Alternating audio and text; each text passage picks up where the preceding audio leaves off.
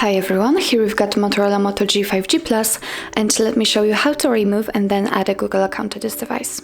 So first of all, let's open the list of apps and let's find the settings. Here let's scroll down and find accounts, and as you can see here we've got our Google account added. In order to remove it, simply tap on it and click on remove account.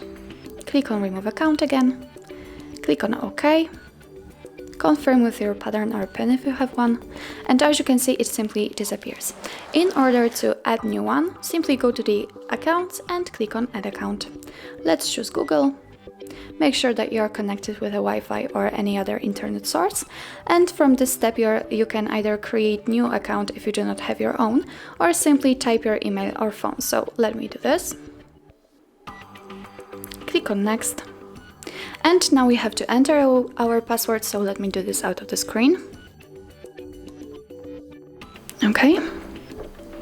And after that, click on next. Here we've got some Google Terms of Service and Privacy Policy. If you want, we can tap on it, click on what we want to read, and here we've got all the info.